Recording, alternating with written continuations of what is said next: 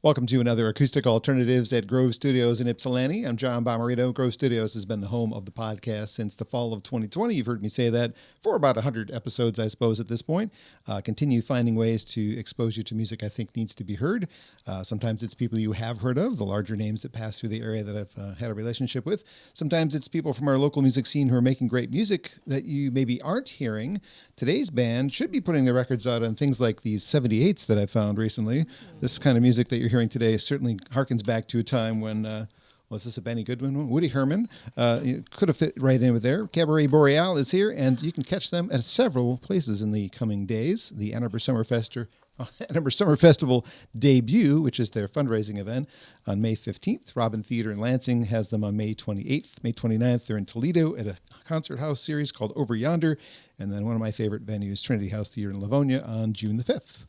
Welcome to all four of members of Cabaret Boreale. How are you? How is everybody? Good. How are you? Good, so good. Thank you so much, John, for having us. It's wonderful to be here. It's my pleasure. Cabaret Boreale album is the only release thus far. I don't know what you plan to start with, but let's start with a song before we have some conversation. What would you like to do? Why don't we start with a little bit of interlude music while I set the scene? Okay. Let's take ourselves back to 1920s and 30s in Berlin, because Cabaret Boreale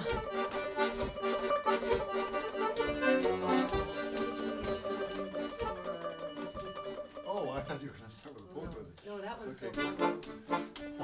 Ah, yes. Take yourselves back in time, in the interwar years in Berlin, the underground cabaret scene. Picture this, Germany lost World War I. They were economically depressed, but for the first time in their history, they had a democracy, and the art scene was thriving. We're gonna do a two-song set by the composer librettist duo Bertolt Brecht and Kurt Weill. This first one is from the operetta The Road to Mahagani.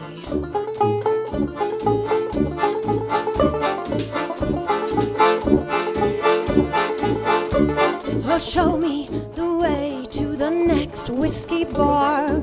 Oh, don't ask why. Oh, don't ask why. Show me the way to the next whiskey bar. Oh, don't ask why. Oh, don't ask why.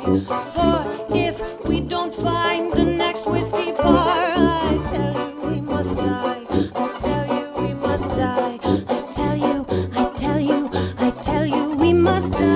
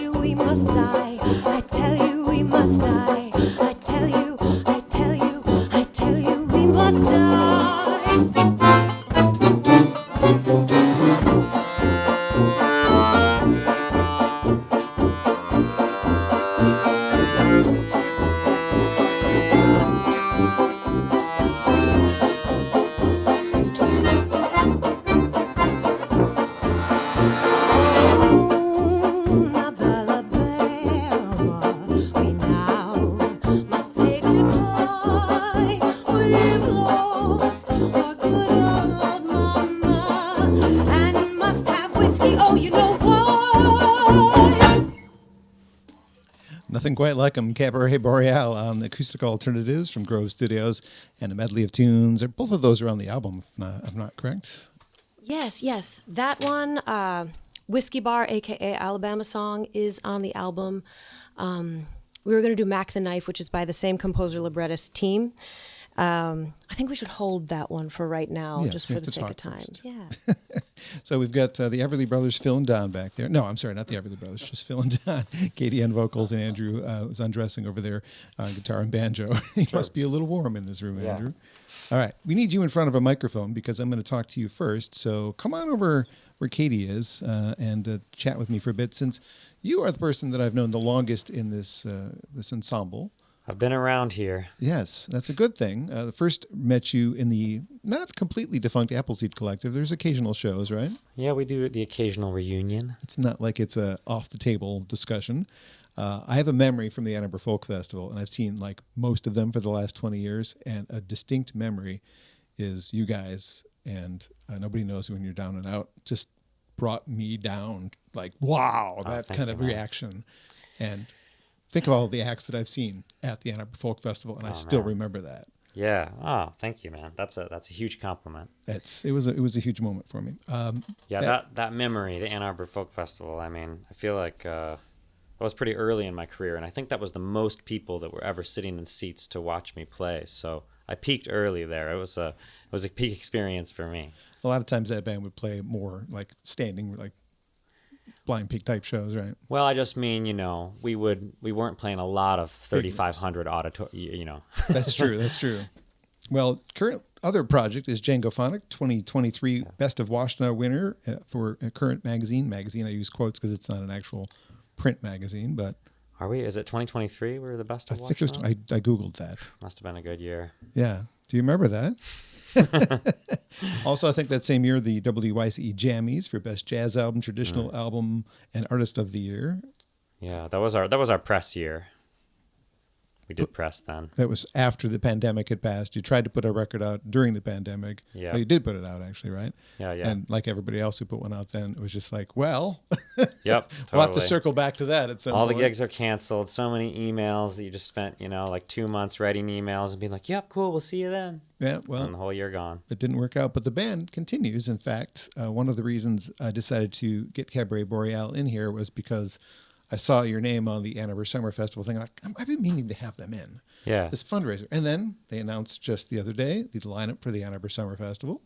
Ta-da! There's Djangophonique playing Ann Arbor Summer Festival too. So both gigs, both of your side gigs, are supporting this great concert series that happens in Ann Arbor. Yeah. I mean, I grew up going to Top of the Park, Ann Arbor Summer Festival. So that's it's just such a cozy Ann Arbor summertime thing. And we love supporting it.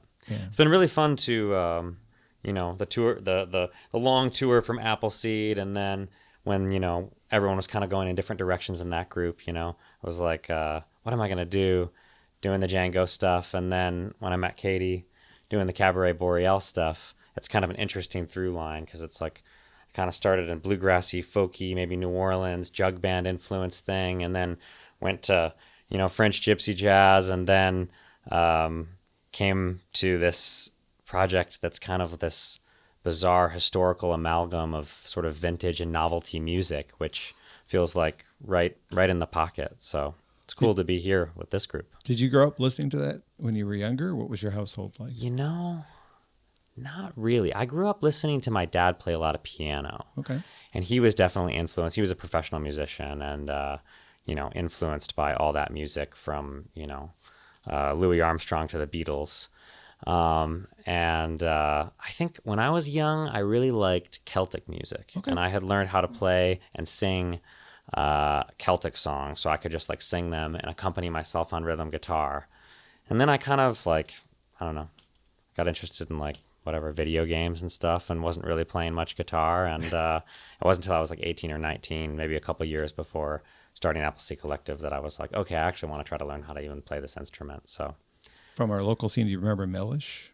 Yes. Yes, that was some great oh man, fusion Celtic, whatever the heck that was. Totally, and the Olam. Yes, for sure. Yeah. Some cool stuff. I may be Italian by name, but I have a Celtic heart. So Okay. that music speaks yeah. to me in a way that Italian music does not. I don't know why. There's some Irish in me on my mom's side, but Yeah. I get it. I'm drawn to that too for some reason, inexplicably, but I don't mind. It isn't necessarily what I grew up listening to. Totally. I grew up kind of a pop kid and found my way to supporting this kind of music just from. I worked in a record store, so all of my coworkers were exposing me to their taste. Yeah. And it was like pouring a little bit of something into my head. And as I kept working there and learning more about music from other people, I learned to appreciate it. Like I had a coworker who was really into all the Louis Armstrong, Louis Jordan, Yeah. Lou Prima, like that kind of stuff I was getting from Ken. And if it wasn't for him, this whole like other jazz world that I wasn't really hearing at my house Right. wasn't going to be like in my brain, something that I can appreciate. Like this kind of, to me, falls into that same Totally. era, right? Totally, yeah. I mean, certainly the instrumentation. We of course do like modern, some pop tunes. I mean, even that last tune, it's actually an old tune, but then people know it. Well, it's funny. I always say modern music. Like the 1970s. Yes. That's modern music to me. But the Doors of course, recorded it. So we like to do some versions of more contemporary music, but a lot of it, of course, is influenced by, old cabaret songs, and I mean a milieu of influences. Katie could probably describe it better than I could. Well, she's up next, but not just yet. Okay. So the band Djangophonique has been doing pretty well. I mean, you're touring Wisconsin, Illinois, Ohio, kind of getting out of the region. Were you? I mean, not to say that bored isn't really the right word I'm looking for, but what made you want to do another project on top of that? Oh, well, I started hanging out with Katie basically all the time. And can't blame her. She's delightful. Yeah, I started hanging out with Katie, and next thing I know, I'm in the band. So that was your band initially. Okay. Yeah. Well, it's these three folks started it. Ah, okay. Andrew is the most recent addition to Cabaret Boreale. Okay. Yeah. Not one of the founding members. True. Yeah, I'm just a guest here. See, I'm all screwed up about that. This is a learning experience, not just for me, yeah. or for the listener. Old as time, song as old as rhyme, men get all the credit. I also learned in my research, I didn't know Sari Brown, who I'm not super close with, is your sister. Yeah, totally. So I also grew up, that's actually, I hadn't even thought about that. I also grew up, from the time that, my sister is like 2 or 3 years older than me. So from the time that I was probably like 11, 12, 13, 14, my sister was hanging out a lot with, all of the earthwork music people and stepping in it and stuff. So it's like stepping in it would sometimes like crash at my family's house. And so that was also a big influence. And actually, yeah, it's like some of those early Steppin' In It records, Absolutely. like Last Winter in the Copper Country. It's like, that's I think their first one. It's like on that there is like elements of bluegrass, there's New Orleans swing, there's Cajun music, there's kind of like blues, there's like, just all of Steppin' In It's wide ranges of interests. And I just loved, I don't know, I guess I love old things or old music or something. There was something about that. And then, when I took a trip randomly on a whim, I was working at Sparrow Market when I was like 17 or something, and these college girls that were like driving down to New Orleans for a weekend, and it was like, let's get in the car and drive down to New Orleans. We have an extra seat. Okay, I'm coming. And I was like going down there and listening to all of those street bands like Tuba Skinny and stuff, and that kind of made me be like, this is so cool, this type of music kind of in general. So then when I kind of with that foundation of hearing my dad play piano and then kind of being around the Steppin' In It scene, and hearing that sort of milieu of these old influences, and then going to New Orleans, that's when it was like, that kind of made the stack that made me ready to be like, I love this kind of music, this sort of old sound, and whatever I'm kind of doing, it seems to have continued to be in that vein. So when you mentioned Steppin' In It, Shout Sister Shout, the other project was yeah. like, that's of all the things they did, it's still my favorite. Totally. It's a great project. Totally. Absolutely great project. Oh my God. Well, back to Sari for a second. The reason I heard of her was because Jen Siggett was covering The Lonesomest Girl in Scioto Township. And she's like, oh, is this a Sari Brown song? I'm like, I don't know who that is. Like another door opener to somebody else was because of an earthwork artist showing me, oh, yeah, there's another artist you might like too. So there you go. Yeah. for what the style of music you guys do, is there much competition for market share, so to speak? Because there's not a lot of bands that do this era as well, for sure. Well, we're in the performance floor, and the guys up in the market research floor, I don't know what they figured that out. But we could call them. They don't really respond to a lot of emails. Okay. They haven't called us back. No, I don't know. You know, there's I think in this type of stuff, there's definitely you know, there's an array of various parts of it that people are interested in, and so it's kind of a fun, you know, the gigs you end up getting or the rooms you end up playing, and this it kind of always makes sense, you know. It's like, for some reason, you know, it's like 20 Front Street, I feel like, is a little bit more of like an acoustic and country singer-songwriter, bluegrass Similar venue. Smaller. But it's like, smaller ensembles, and it's like, but they can kind of lean over towards us. It's like, you know, wouldn't necessarily call us a jazz band, but also, what's jazz, you know? Right. So, where do I put it in my collection when I file that CD away? Does it go in my jazz collection, or does it go in my eclectic. Pop? Yeah, I don't have an eclectic section, so it needs to either go in my pop section or my jazz section. I don't know where to put it. Yeah. Well, anyway. All right. How about another song before we talk to Katie and the rest Sounds of the band? good. Should Katie introduce it? I imagine that's probably going to be the case. Well, boys, what shall we do? How are we doing on time? How many songs do you think that we can tuck in? Well, let's look at the clock. We've got 50 minutes to finish up and get out of here. I think Mack the Knife. Okay. Let's do Mack the Knife. I'm not doing it. You're doing it. All right, we'll do Mack the Knife. Now, people know this song as a jazz standard. And when you see this song on our album, you might think, well, okay, I'm going to file that album in my jazz section. The trouble with that is that this song wasn't written by Bobby Darin. This song was composed by Bertolt Brecht, and the lyrics were written by Kurt Weill. This song was in the piece The Threepenny Opera, which is a operetta that illustrates the underground criminal life of Berlin society in the interwar years. Oh, the shark has pretty teeth, dear, and he shows them pearly white. Just a jackknife has old Mackie, dear, and he keeps it out of sight. You know, when that a shark bites with his teeth, dear, scarlet billows start to spread. But fancy gloves, though, wears old Mackie, babe. So there's never any trace of red. Oh, on the sidewalk. Oh, Sunday morning, don't you know? Lies the body, oozing life, and somebody's creeping around the corner.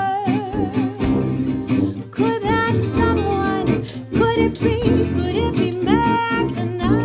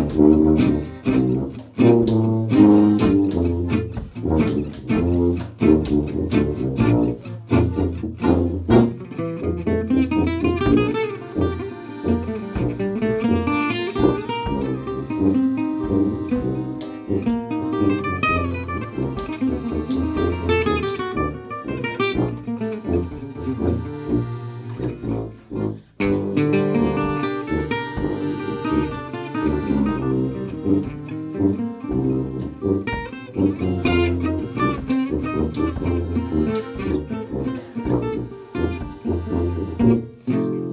there's a tugboat down by the river, don't you know?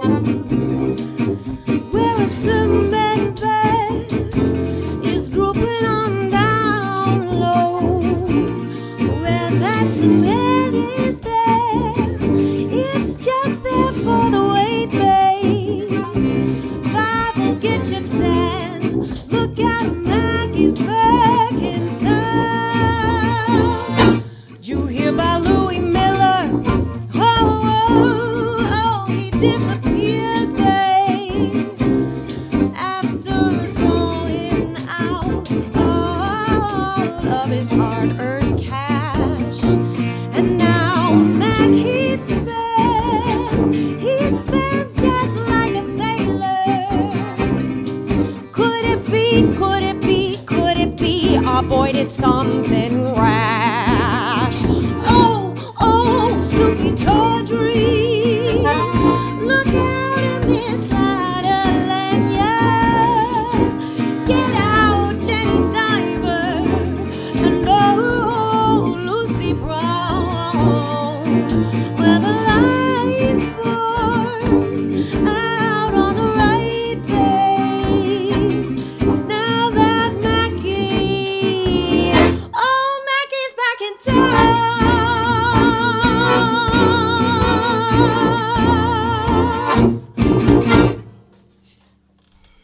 Man, oh man. Cabaret Boreale on Acoustic Alternatives at Grove Studios. You can check out Grove Studios for yourself at grovestudios.space. There are 5 rooms in this building, and you can rent them out 24/7, available for you at any time. 2 in the morning, is that when your band wants to practice? Fine, come on in at 2 in the morning.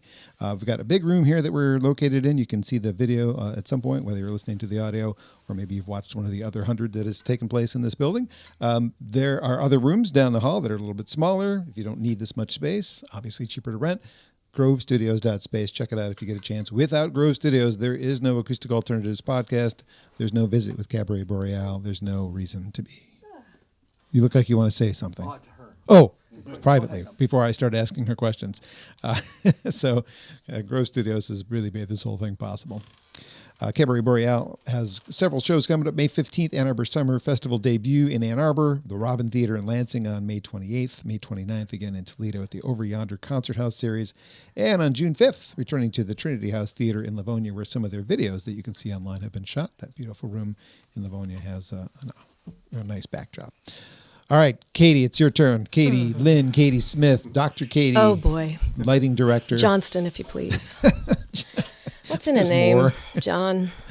You've got an Irish heart, you know? I do have an Irish heart. What's even going on here? I don't know. Lighting director was definitely not something I expected, but thank you for all your help setting this up. You're so welcome. You're so welcome. It's all part of the show, you know? I know. The lights matter. They do. I want to tell you something that matters to me as well in your show. I'm going to compare it to a jazz artist locally, Olivia Van Gore, who's a great jazz singer. I just love her. Has done a couple of shows at Carytown Concert House where she's focused on one particular artist. She did Ella Fitzgerald about a year ago, and then just recently Anita O'Day. And as part of the show, she is making sure that she is educating the listener the backstory with not just the song, but about Anita and how she's da-da-da. Fabulous. You do this like during your show. Yes. You're telling the story of these classic. Like everybody knows Mack the Knife. They probably think it's a Bobby Darin song, right? I know it's not, but I'm also a music lover like you. So that part of your show I think is great and something that if you ever plan to abandon it, don't. Okay, take the note.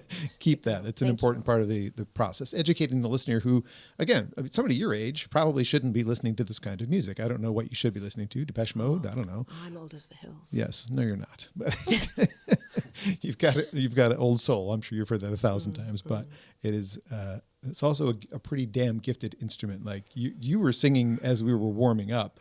They were singing, they were playing over here. We were setting up cameras and you were singing along like, holy crap, like 2 feet away from me. What a beautiful voice. Just Thank yes. you. Thank you.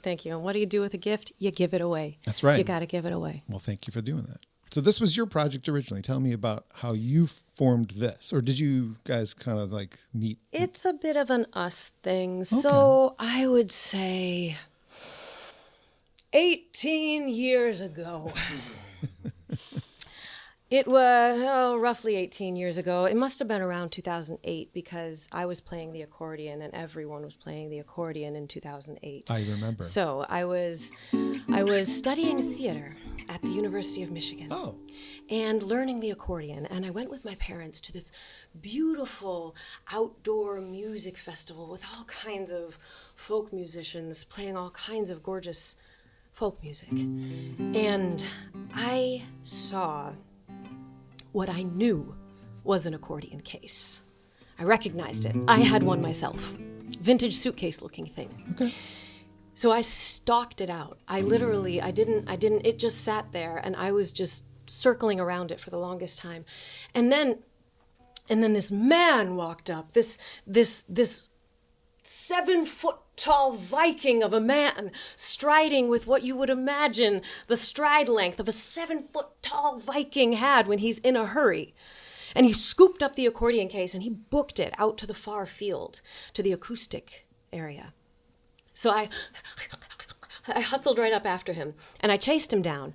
And that's where I met Don Reinholm. Hello, Don. And Don Reinholm and I became fast friends that night. We played some of the songs that we play to this very day, like By Mir Bist Du Schön. Yeah. I think we might have even done Those Were the Days that night. We did it on that stage 10 minutes after 10 we minutes, that's met. right. So 18 years ago. 18 years ago, Cabaret Boreale kind of formed, but it didn't have the name. Because what would happen is I was living in New York City for a while, and I would come back in town, and I would visit my parents. And every time I would come back to Michigan, I would reconnect with Don Reinholm. And we would just jam out and have a great time. And every time it was just like, if I didn't live in New York City, if I didn't live out in Oregon, surely we would start a band together, and wouldn't that be fun? But alas, it's not meant to be. So until next visit. And then life spins you around in most unexpected, extremely uncomfortable ways, and you end up right back at your parents' house in your mid-30s. Congratulations on that. Thank you. Oh, Thank you. Brilliant. It happens, and life works in amazing ways. And we had the opportunity to start the band that we always kind of knew that we would someday. Nice. And would it just be the two of us? I don't know. And Don brought to my attention this amazing bass player that he's been working with in another project that he's working on, an excellent project called The Two Talls. So Don brings Phil into the mix, and Phil is playing the upright bass, and I'm just like, this is the coolest thing ever. This is even cooler than I thought. I'm so excited. And meanwhile, this is the worst time in my life. Just personally. Okay. I mean, just like it's, the things that happen in your life that land you back at your parents' house in your mid-30s, just like Generally let your not good. imagination go. Yeah, they're not so awesome. This was like being with Don and Phil was like the most meaningful, joy-laden gift that I had in my life. And I'm so grateful for these guys. So the three of us around my parents' table, after we were doing this for a while, we were like, we need a name. And we came up with all kinds of great names. And we settled in to Cabaret Boreale because it kind of spans the theatricality of the cabaret and also, Michigan. Michigan it's a northern state, and Boreale means of the north. So we are theatrical, but it's also, it's like we met outside. There's like a bit of a woodsy camping energy in all of our souls here as Michiganders. So did you grow up in Ann Arbor then, or just happen to spend time there with your family? I spent neither. City you grew up in? The city that I grew up in was Rochester. Okay. And I went to undergraduate at the University of Michigan, and I met Don there. Further north, yeah. If I had met you in high school, would you have been the lead in the musicals? Yeah, I probably would. Actually, maybe very not. dramatic answer. I don't know where it came from. No, honestly, probably not. I did sing in high school, and I was in acting was always into acting since I was in third grade, and but I took it seriously because I took myself seriously, and I thought that musicals were very silly, and they are, and that's what I love about them now. But that's why I didn't pursue them. I went to an extremely academically rigorous high school, and like that was definitely the focus for high school. But in undergrad, it was straight theater. Musicals are silly, but I did sing in an a cappella group, which is very silly, and I learned a lot about singing. But in high school, I was just doing like sad girl and guitar, so I wouldn't have been front and center in a musical. I'd be over in the corner. Are there recordings of those? Yes. Oh my God. Yes. Am I your friend enough to get those? Yes. I want to hear those. I really do. They're actually quite nice. They're really sweet. I also want to know, if I walked into your parents' house while you guys were having dinner, what music is on the stereo? Don was on your playing stereo? accordion with Play me? yeah, That's it's you. actually true. It's Can true. No, confirm. Spent a week at their house. Ed's a rock and roll. every Eric's a rock and roller. Christmas. Well, No, every when you Christmas. were younger, not now. All right, okay. Every Christmas, my parents play Don and his sister's accordion duets, okay. which are Very cool. amazing. Well, then that but- influence might have come from your parents then. Classic rock, though. My dad plays guitar, Oh. and he is a classic rock man. Very good. Well, the role costumes play in the show, how important is it? It's a lovely costume. Thank you. Unless Thank you dress like this to go to the grocery store, I don't know. Sometimes. Especially like today, you're dressed that way and you have to go to the grocery store maybe. I don't know. Yes, but, yes. no, On our way to the grocery store. No, we are on our way to film a little bit of a commercial for a local establishment, which is a secret. Okay. We'll look for it.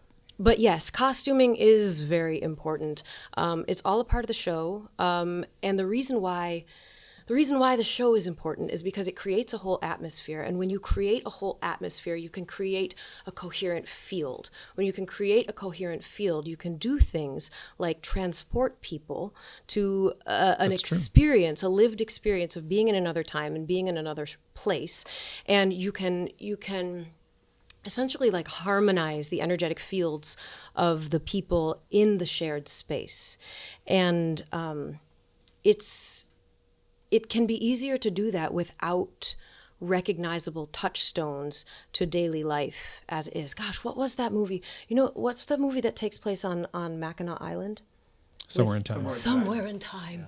You know, it's like somewhere in time, and it's like when you go back in time, you can't have any relics from this contemporary time. Otherwise, it's going to bring you right back to your habitual personality. And honestly, it's like all the world is a stage. We're all just acting the characters that we've habitually been acting for our whole lives. Okay. And that's great in some ways. And there's also a lot of not so great programming that we're all living and repeating and replicating throughout our shared society. So by creating a transporting atmosphere, we all have an opportunity to co-create something different. That's a good point. Did you maybe live in that era and another? Do you think you're reincarnated and you actually lived through that era first? You know, we've all been around the block. We've all been pretty much everywhere. We've all kind of done it all, you know. Right. Well, that's kind of what was happening in Weimar, Germany too. It's like the cabaret scene in general. Talking to sorry, I was going to say. Let me talk into the mic here. Yeah. That's what was happening too. What you just said was what was happening and still is happening in the original cabaret scenes. Yeah, exactly. People created their own reality, which in the cabarets in Germany, it was extremely gender inclusive, extremely gender diverse, at a time in Germany where fascism was on the rise and there were all kinds of strict rules about conduct. But in that co-created art space of the cabarets, people could really be who they wanted to be without the external rules and without the internal rules. That's cool. I never thought of it that way. It's pretty cool. Yeah. All right, one final question for Katie. I stumbled into videos of you singing while playing Dungeons and Dragons with your friends. Oh. This is a dark music side of you. Yes, it is. That's kind of the a cappella group thing that you would have done. It is, yeah. So it's a new group, D&D a cappella, and I don't believe that that's the name of it, but that's kind of what we do. I've never played D&D, but I like singing with other people. I think it's extremely important to sing with other people. In the Cabaret Boreale shows, I always try to get people to sing. I'm a doctor of occupational therapy and a yoga teacher, and I work with people one-on-one, and I run therapeutic groups and everything like that. And it's that whole like group coherence kind of thing, group coherence and group harmony. So singing with people is a wonderful, beautiful microcosm of that whole value for me. Well, Dr. Katie, I might need your services that aren't singing. We'll talk about that afterwards. I'll give you my card. How about another song? Yeah. I think we should do Rouse and Men. Which one? Rouse and Men. Yeah. So this song is, it's a newer song for us. The two songs that we just did, Alabama Song and Mack the Knife, are by Bertolt Brecht and Kurt Weill. And Bertolt Brecht and Kurt Weill, they were inspired by the underground cabarets, but they were a little bit higher society. They wrote shows that exposed some of those aesthetics and some of those themes to more highbrow society. This next song that we're going to do, this song was actually performed in the cabaret. So this song was composed by Friedrich Hollander. And the reason that we know of Friedrich Hollander was because he got out of Germany, which not everyone in the cabarets did. And this song was performed by the inimitable Claire Waldorf. And just imagine now, like as I was saying, Germany had lost World War I. They were economically depressed. They were demoralized. But also, in the Weimar Republic, they had a democracy for the first time. And with that democracy, women got the right to vote. Women had a voice more than they had before. And yet at the same time, what was happening in the political climate was setting the scene for the rise of Nazism. So in the cabarets, women really had a voice where there was full gender inclusivity and equality. So that gives you a little bit of a picture of where this sentiment comes from. I think 1, 2, 1, 2, 3, 4.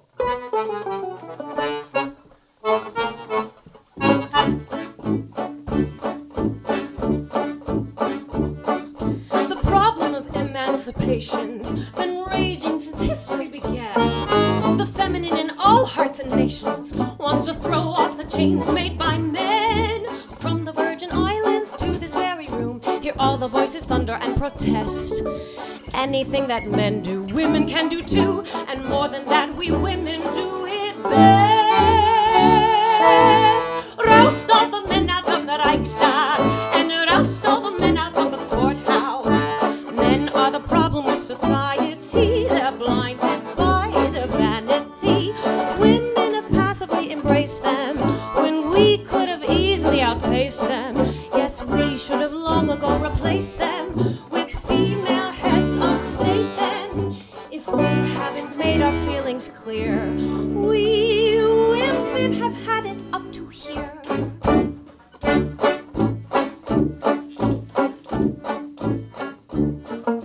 The men get the pick of professions. They're policemen or lawyers or clerks. They get rich and acquire possessions, like we wives who clean house for these jerks. They're ruining the country while we mop up the floor. They're flushing this whole nation down the drain. Now, sisters, stand together. Let's show these men the door before they drive us totally insane. Rouse all the men out of the Reichstag, and rouse all the men out of the courthouse. Men are the problem of society. They're blinded by their vanity. Women have passively embraced them. We could have easily outpaced them. Yes, we should have long ago replaced them with female heads of state then. If we haven't made our feelings clear, we women have had it up to here.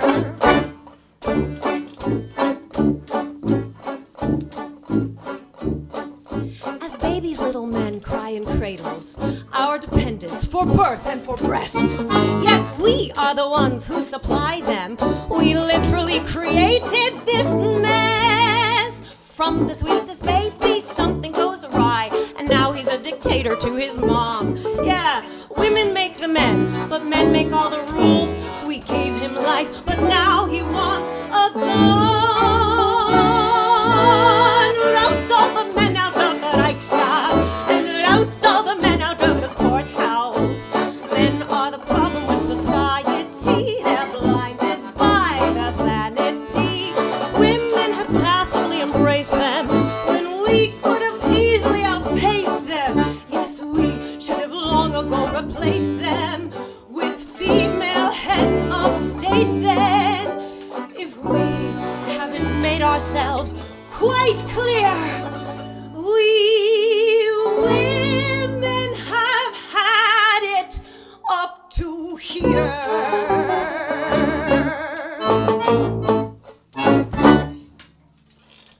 I want to clap, but that's weird for a podcast. Yeah. No, it's good. Cabaret Boreale is my guest on Acoustic Alternatives today from Grove Studios. That sounds like it actually is from a musical, but I don't know what it would be from. Is it from a musical? That song, it was composed for the cabarets in Weimar, Germany. Okay, so not technically a musical, just for performance in Just for spaces just like for that. performance. But I mean, this style of performance influences theatrical. It is a theatrical tradition, so it Yes. influences, of course, the musical cabaret Yes. and musicals in general. I can hear Lady Gaga doing that one. That would be interesting. What was the name of that one? I'm sorry, taking a drink. It's called Raus mit den Männern. I'm going to have trouble spelling that, but okay, That's good. German. Yes, I I'm know. doing it in English, and we kind of the translation for Raus is like chuck or like shove out. Throw, yeah. Shove. So we call that song Rouse the Men. Okay. Very good. Well, now we're going to explore a little bit with Don. Don, if you can make your way to the microphone. I know that's probably difficult with your instrument, but Because that might be too tall for that. Yeah, do you want to bring your stool over? I'm just trying to figure out how we get a conversation in with you. Okay. Either way. Somehow. Raise the microphone. Maybe people should see how tall you are. Well, there. Stand up, You Don. see? Okay. Then We'll we have do to, that. Then we have to Oh, fix the it later. microphone doesn't go that high, Well. Don. Oh, Okay. you're gonna have to go I'll back. sit down then. No. yeah. I think it'll still catch you. I think it'll still catch I'm you. okay like this. Okay. Don Reinholm, the tallest member of the band, as is discussed on the website as well. Oxford is home, if I learned correctly Oxford, from yep. a little bit of research. 40-plus year marriage is also something to be pretty proud Yeah. of. That's right. 41 this year. Yep. So 18-ish years, come a little closer to the microphone. 18 years in this band as part of Cabaret Boreale? Well, it's probably only been going lots for three years Okay. probably, because Katie lived in Oregon and That's she right. lived in New York. It was a brief meeting that Right. the idea came from. So the accordion is not a typical instrument for modern music. Where No, it else? isn't. What else do you get to play in other than this? I mean, obviously, this has only been a 3-year project, and you've been playing a little longer than just 3 years. Well, I've probably been playing longer than I probably started playing before the rest of the band was on the planet. Oh, okay. All right. It's also the oldest one. So, yeah, I've been playing for 55 years, Nice. and I always played ethnic music. Okay. Actually, before I played, I was in the ethnic dance troupe for years. Really? In my teens and my early 20s, and all my grandparents are from Finland, and all my wife's grandparents are from Finland. Fun. And that's what I was playing for a long time. And then I started realizing I like to actually show people music that is Finnish to a non-Finnish audience. I was playing for Finnish. It was a very niche Yeah, audience small. that we were playing for. And this group, and also another group that Katie mentioned, the Two Talls, Yeah. is enabling me to do that, which I like a lot. Who did you grow up listening to? Was it Frankie Yankovic? That's the only guy No, I can think actually, it was they're obscure musicians. Weill, Turpinen, Veikko Ahvenainen, all obscure to America. That's the stuff that my parents listened to, and I liked it. of. Okay. Well, know. for somebody in my age group, and I'm a little bit younger than you, hearing the polka stuff actually would have been Weird Al, which is he did. Weird. He played plays the accordion and incorporated it into his music. So Yeah, polkas are popular, and when I was going through college, I played in a polka band, I imagine and so. that's what helped me go pay through college too. And it was also at that time, pardon Katie and Andrew and Phil a little bit, I realized I didn't want to do music for a living. I'm a retired engineer. Okay. What kind of engineering did you do? Mechanical engineering. Mechanical? I worked for the power company the whole time. Nice. Yeah. Do you miss it at all? I have so much to do in music that I don't miss retirement from the company at all. I know a few local, like folkier musicians who finally retired from their day jobs and now they're concentrating on their music careers and really enjoying life. That's me too, and I thank Cabaret Boreale for accepting this old fart into the band. I think it's great. It wouldn't be the same without what you bring, because it would just be kind of shallow. I mean, without that sound. Well, thank you. I think what you're doing is important. So you're retired. This is your job now. Yeah, right. Yeah, we actually, my wife and I, we have a horse farm. Oh. It's northeast of Oxford. We have 3 horses. That's work. Yeah. And 3 hours ago, one of the Percheron horse got loose, and I was fixing the fence 3 hours ago. Sorry to pull you away from work for some fun, but I hope this is good for you. I hope this is good therapy. Yeah, I like what the Boreale part is like, to be outside. Yeah, all the time. For sure. So you kind of formed the band as a thing, and then Andrew came along. Was Andrew because you guys started dating? Music came first. Music came first. Okay, Yeah. Sorry. Not to get too then, personal, yes. but I'm trying to figure out how to get that back to having Don in the band. But Don was already in the band, so I'm learning as we go along in this conversation about how Cabaret Boreale started, and I'm trying to find a way to fit that in. Don Don was the one who brought Phil into the band. Okay, that's right. You mentioned that. Sorry. Yeah, I was playing again with a violinist from Germany. I still do, and we were playing with Phil for a while, and Hardy, he's the violinist, and we're not playing too much out like what we used to, because he's working pretty tough. He still is working as an engineer. Okay. And he's very busy in that job, and we kind of don't play out too much no more. So in your lengthy music career as a performer, this is your first recording. This is the first time you've been on record? Actually, not No? true. I made a CD in 2006 with my sister, who also plays the accordion. She lives in Vermont. Nice. And she was in the same dance troupe as us too. and she played. Actually, she's been playing for longer than me, but not as many hours, but more years than me. Sure. And so we made that CD together. It's all 100% pure ethnic Finnish music, though. Well, dance music. for people who want to find it, it's probably hard to find these days. Oh, right? it's pretty hard to find something recent. Yeah. There's a lot of old stuff. That's what I meant, like Yeah. modern interpretations of the classics. Right. Yeah, interesting. Yeah. Well, thank you very much for taking time away from your farm and joining Acoustic Alternatives in the My podcast. Phil, do you want to squeeze over to this microphone? We'll have Katie hold your bass, and then we'll do a final song to wrap up after. So, just a few things that you play: bass, tuba, mandolin, trombone. Stop it, Phil. It's too much. Is apparently what the website says about all that. Is there more? Did they? Oh yeah, it's mandolin, keyboards, Percussion. foot percussion. Yeah, you said mandolin.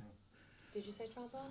You said trombone. I That's did my say- first instrument. That's the one I played from Prim- high school all the way after high school. I was in a rock band that did originals in the up until the mid '90s, Okay, and but I've heard of them. maybe they were called 17 Reasons Why. We Actually, I remember that. I worked You in a do? record store, so we probably carried. If you Yeah. had something on consignment, we we probably did carried the it. farthest we made it. We had we entered a radio contest for unsigned bands, and we got to we got to play at the State Theater, and we won like the Detroit finals. Nice. And then we went to the regionals, which were at Pine Knob. Oh. And the band that beat us, I'm sure you've heard of, the Verve Pipe. Yeah, Brian's been here a couple times. He said Yeah. there last time. So Yeah, but that's where we crossed paths with them. okay. So they went on to the nationals and won it. But he's still doing but it. we did a lot of cool gigs and stuff like that. And, Nice. and that's what gave me the stage experience and the desire to do gigs and stuff like that, more than playing in high school and all that. And when I knew that I wanted to do something else when it split up, which it did, you know. But I'm still playing with all those guys. Like we're doing like a reunion thing, really? whatever. And you know, the oldest guy's in his 70s, but I always gravitated towards what the bass player was doing. It's like, and that is what I did. I went out and bought a bass after that band split up, and the gigs are done, you know. And I played the bass for a while, and it sat in the closet for a couple of years until I started going to like open mics and jams, blues jams and stuff like that. And then once that was like the best choice I could have made as far as instruments, because you can get in with people need bass players. And that's literally why I'm still playing with this group that I was in the 90s, because there's no room for a horn section anymore, but they need a bass player. So I'm playing all the old songs on bass now. And then, you know, every other instrument is like in the past, like 10 years that I've started playing mandolin. And then a guy loaned me a tuba for a while, and I started playing with some old time jammers, you know, playing the old songs similar to what we're doing. And that just like hooked me in, like the sound of the tuba. And this, when we were first practicing, I was just playing bass, and I mentioned that I had a tuba, and I thought I was expecting the reaction that I was getting from other groups that I'm playing with. Tuba, Not cool. but that not was cool, not the dude. reaction Get that tuba. Yeah, she's like, what, tuba? So now I'm like, more than half the songs are tuba songs that I play, you know, with this group. But yeah, it's like in the foot percussion thing, that was like I played in another group where it was like three of us and we didn't have a drummer. It's like, Got to make it up somehow. yeah. And and then mandolin is like another. My uncle was into guitars and synths and all these instruments, and he lived in Minnesota. And every time I went to go visit him, he would like show me something new. And when he handed me this mandolin and showed me like 3 chords, I was like hooked immediately. And then he's like, he said, what do you think of that? I'm like, I really love it. He says, he basically gave me my first mandolin, and I took that home with me and started finding people that wanted to do that kind of a thing, you know, so. I don't know if you know the band Stephen Kellogg and the Sixers, but the last time I was in a room like this, doing an interview like this, was with them. And last time I had a tuba in a room, I should say, because they have a song called Shady Esperanto and the Young Hearts, which is probably the only real radio hit they had, per se. Yeah. And it has a tuba in it. Okay. Yeah. So it's the only song in their entire catalog that has a tuba in it. But again, last time I was in a close space with the tuba. Yeah, we're trying to corner the market. You know, our research team said tuba was missing from most rock music. Yeah.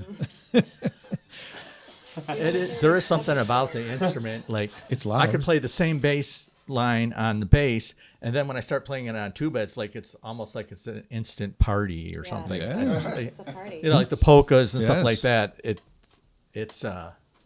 Yeah, it's right there. it's perfect for that. One thing I admire about you is in my roles, my best roles in my work life, I was kind of the utility player. I always think of like the baseball team, the guy that can play third base and first base and catcher. And that's you. You're the utility player for this team. And that's the valuable part of being. That's why it's like I'm in like 6 different bands right now. Right. And it's so You should easy be. to fill in a spot. I mean, this one that's the most busiest right now that I'm playing with is the Honest to God Jug Band, and we're playing down in Eastern Market at this place called Full Measure Brewery every other Wednesday. And I don't know what I'm going to be playing when I get there, because I can play tuba, but there's 2 other tuba players that could show up. Of course, if the tuba player shows up, then our next thing is trombone, but there's another trombone player. So then I can jump on mandolin. It's like it all works. It's like I always have a spot. Can you name some of the other acts that you've been part of, or maybe you're currently playing with besides this one? The most high end one that I'm in is this Shamrock Jazz Orchestra. It's made up of alumni of East Detroit High School from different eras, from the 70s all the way through the 90s. It's a 21-piece big band, and we do our own arrangements. Like the keyboard player writes, medleys, and we do all kinds of stuff like Stevie Wonder, Chicago, Led Zeppelin, and I know it's called a jazz orchestra, but those songs have been done in jazz. And they're really, nice. It's brought my playing level up, playing with these great players. Cool. I'm like the second chair trombone player. The first chair trombone is I'm learning a lot from him. So we're playing at the Roxy in July 17th. I still have to get in out Rochester. there. It's in Rochester, yeah. I haven't been there yet. One of my friends, I think, is a bartender or something, Colleen. She used to be in some bands. Actually, still is in some bands. But yes, I plan to get there someday. Yeah. Thank you for sharing your story. Sure. Thank you. It was good to meet you. One more song, guys, and we'll have Katie introduce whatever you're doing, and then I'll ask a parting question. Well, parting question or two. if there's only one more song that we... There could be 2 songs do. in one. Well... I think we should do our song. I think we should, yeah. Right. Yeah, we Your original. gotta... We have to share with you our Cabaret Boreale original, the song that we wrote ourselves. Whenever you're ready, Don, and I'll tell the tale. So imagine this, John Bommarito. Imagine a tale of such woe, such toxicity, power dynamics in a gritty, grubby relationship. Who's got the upper hand? Who cares? It's not safe, it's not healthy. All of this taking place in the very appropriate, chilling setting of the frozen white north. Picture yourself with a team of dogs, Iditarod style. Snow's blowing, ice streaming across your face. This is I'm Not Your Dog. To set off into the dark was such a rocky start. You thought I should pick a side, that we should play our parts. Sleds and rain through snow and rain for rescuing what's lost. You said pull and I said no, and then you called me boss. Oh my dear, I know you can't hear me because you still fear me, but still this bit I won't hold in my mouth. I'm not your dog, I'm not your driver. I won't go dragging around your baggage. I won't take you for a ride. I'm not your dog, I'm not your driver. This is comical and it's cold. What in this climate can survive?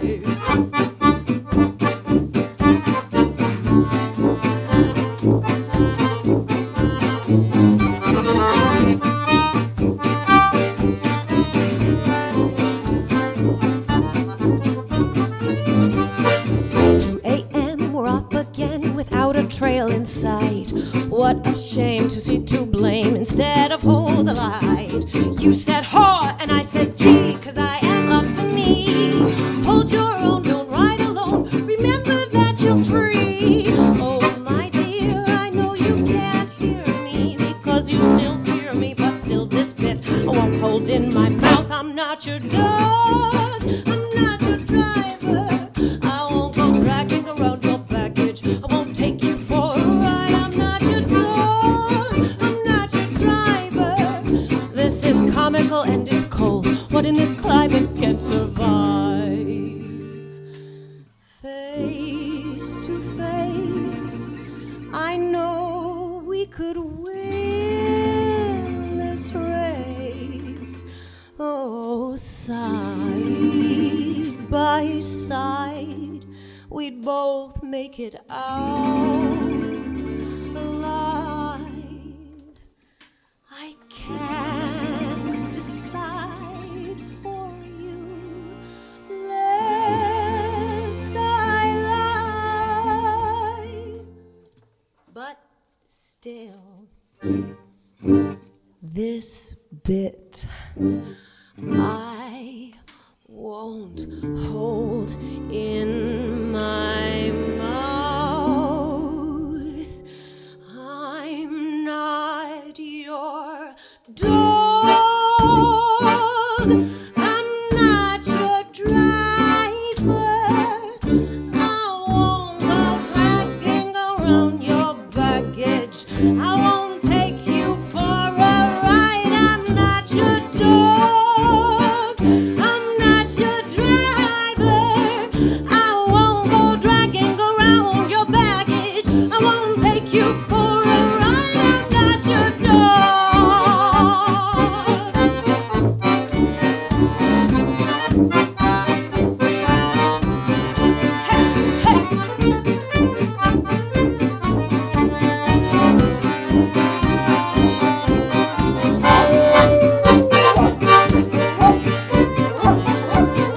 Bark with me, John.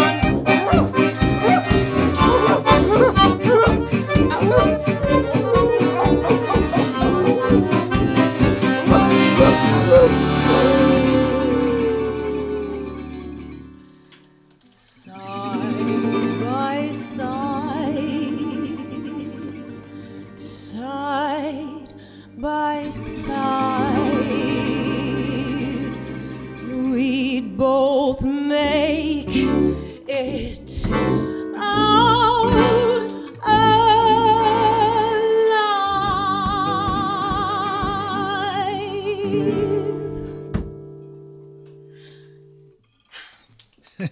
Cabaret Boreale on Acoustic Alternatives. I'm not your dog, not to be confused with I want to be your dog. It's same idea, but not quite.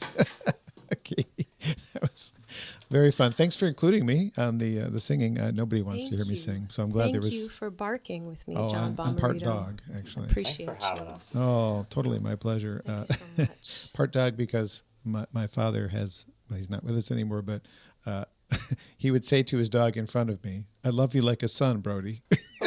So I think I'm part dog. Yeah, you really took to it. Yeah, You took to it like a dog takes to a woof, bone. yeah. So, yeah. All right, so final-ish question.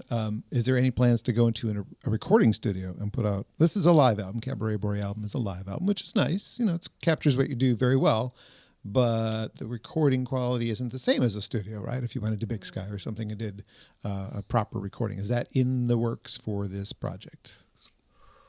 Ooh, that seems like it's a tough question. That should be a simple yes or no. Yeah. Talking about it. Okay. I think it's gonna happen. I think it's gonna happen. Andrew and I are in the midst of finishing up recording a Djangophonique album, Excellent. which is very exciting. I'm excited about And, that. I love that project too. It's great. And Andrew was recording and re-recording until, let's see, he stayed up late. The neighbors texted and complained at around 3 a.m. I didn't even know they I could think, hear me. well, they sure can. If you just bring in your own equipment. So I've been building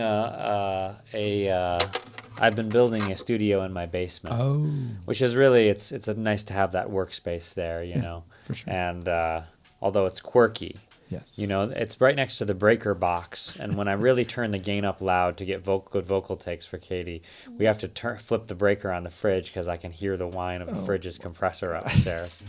So the old basement, and it's like Yes. don't let the furnace kick on, the water heater can't start. Nope.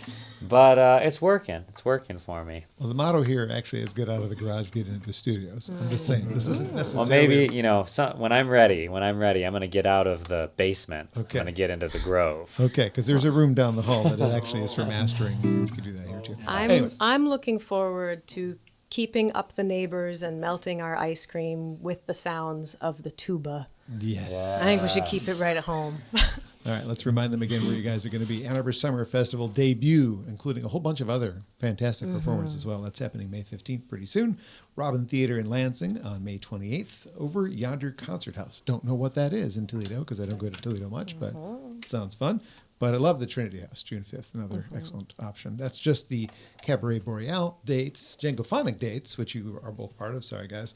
I don't have any of those in front of me, but I do know one of them is the Ann Arbor Summer Festival. So Yes. visit both websites. If you want to get both websites now, this would be a good time to do that because I don't have those memorized. Yeah, so cabaretboreale.com is the website. You can find us on social media, Instagram or Facebook. Search for Cabaret Boreale.